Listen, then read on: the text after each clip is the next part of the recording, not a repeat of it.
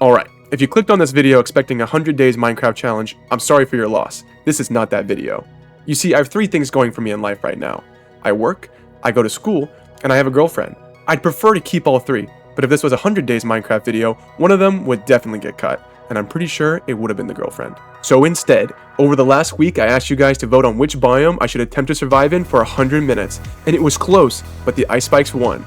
Which means I'm now standing on one of Minecraft's most hostile biomes. I've got 3 goals this video. Establish a renewable food source, build a functional base using these massive spikes, and prove that long-term survival here is actually possible. 100 minutes is on the clock. Let's find out if I just made a huge mistake. Alright, here we are, middle of nowhere, surrounded by ice, and I have exactly 0 resources. The good news, I can punch dirt. The bad news, that's literally all I can do right now.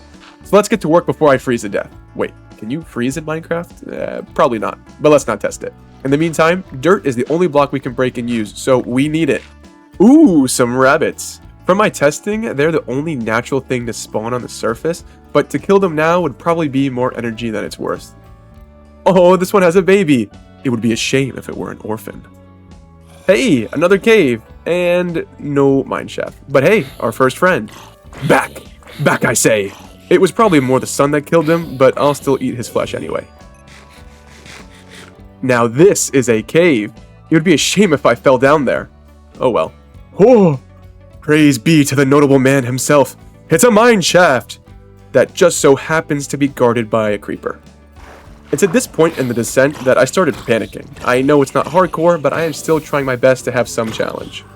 Thankfully, this waterfall naturally funnels all the mobs away from this area. Looks like they all should have taken swim lessons.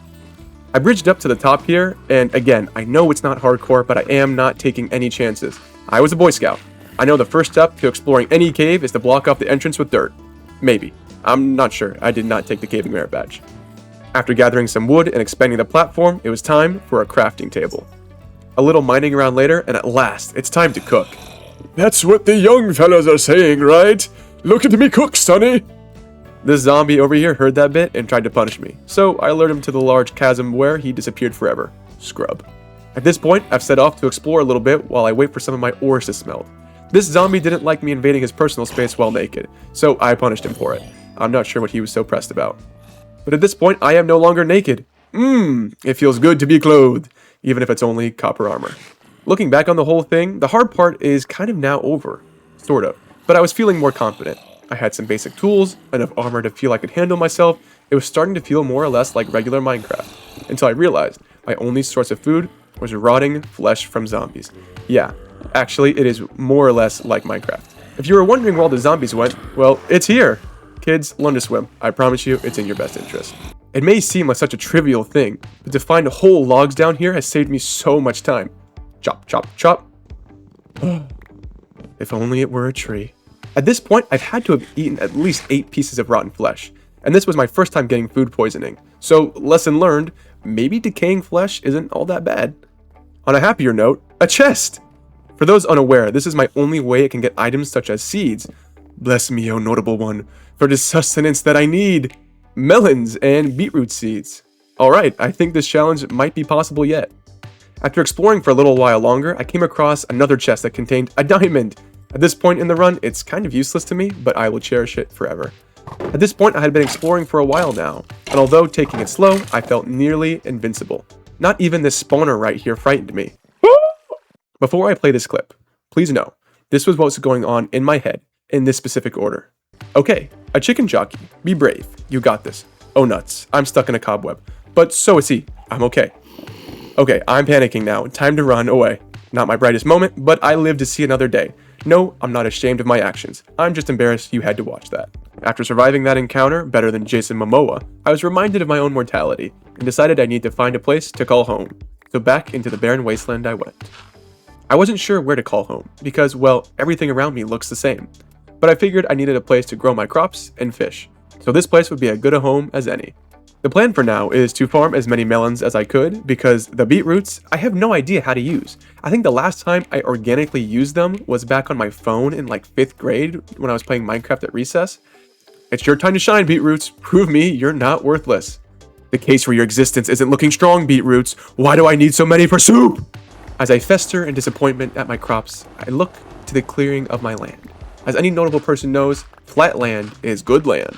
Well, all this flattening of my land made me hungry, and since my farm has yet to provide, I am forced to fish.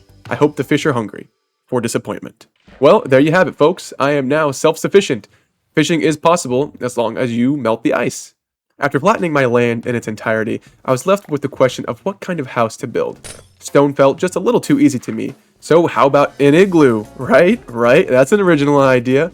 Plus, I have tons of snow in my inventory anyway. It seemed like a logical solution. It's nothing fancy, but I think by adding a couple of glass for windows and a floor, it will start to feel like a home. In a world like this, wood is life. But I've successfully survived for 1 hour, meaning that everything else at this point is vanity. I've proven life is possible. It's never made sense to me in Minecraft why you have to craft doors in sets of 3. But now I have 2 extra. I might as well throw them in the furnace. It's finally time that my igloo becomes a home. We have glass windows, a wooden floor, and even a skylight. If this isn't living in comfort, I don't know what is. As I moved into my new home, I realized that I only had a little over half an hour left in the challenge I set for myself. So I needed to decide what I should do. Step 1, create a wall. Step 2, create an observation point. And step 3, make this place feel less like Shrek's abominable cousin's place. It could use some decorating. The wall is going up. I feel safer already. I'm walking back from getting more stone and I am just appreciating my land. It's really starting to feel like something. My farm seems to be in the way of my great wall. Well, time for it to move. I want to feel bad for the progress I'll lose, but so far fishing has proven to be the most reliable source of food. While moving the farm, I decided to upgrade from a torch to a lantern. I have survived long enough to consider wasting precious iron on such vanity. The wall is now complete. It just needs some torches on the corners to light up the area. Stumbling around my small compound, it felt bare. Wouldn't you know it, grass does not grow in the ice spikes, so the dirt on the ground is really just dirt. I think a walking path will look very nice. With the compound looking and feeling safer than ever, it was time to move on to my next project, of creating a lookout point. I'll need lots of ladders, which means wood, which means going back into the mineshaft, which means going through pillagers? It's just too easy. I gathered a little more wood, found a few more goodies, and then returned to the surface, ready to gaze upon my notable but less notable than Luke the Notable's land. Call that a tongue twister. There it is, the ice spike that will make a lovely observation deck. I wonder if I brought enough ladders. Oh, I did. Good. I did not want to have to go back in that cave. I'd also like to point out that this is the first time in almost 90 minutes that I have seen it snow here. Just saying, that is kinda sus. It is rather cozy up here. And yes, it's probably a safety hazard to not have a wall around the entire area, but the view of my land is worth it. With just under 15 minutes left of the challenge, I think it's time to decorate and make an igloo feel a little more homely. A nice little awning over the doorway is a good place to start. Yes, to display my wealth to the lack thereof, travelers, and other hostile mobs, I will replace all my torches on the perimeter with lanterns. I bet that's what they used to say in the 17th century England. Just a hunch. I don't want to place a lantern on the wall and block my view, but maybe doing an overhanging one on the igloo will work. Nice. I also realized that I didn't have any light inside of my igloo. The skylight has just been doing so well, but maybe a lantern on a shelf next to my bed will do. Did you notice? Did you notice the stairs made out of wood? That means I'm rich! As my last quest, I decided to make a boat and venture about. I looked for shipwrecks and other treasures hidden underneath the ice, but I couldn't find anything. However, after only a couple of minutes, I started getting dizzy and lightheaded. Something about moving at light speed over the ice was really getting to me, so I returned home. But as I returned home with only 10 minutes before the challenge was over, I thought now would be a good time to recap the adventure thus far. We began this adventure somewhere over that way, unsure if surviving in this spiky wasteland was even possible. Then, traversing this spiky landscape, we found an exposed, abandoned mineshaft in a ravine that gave us life.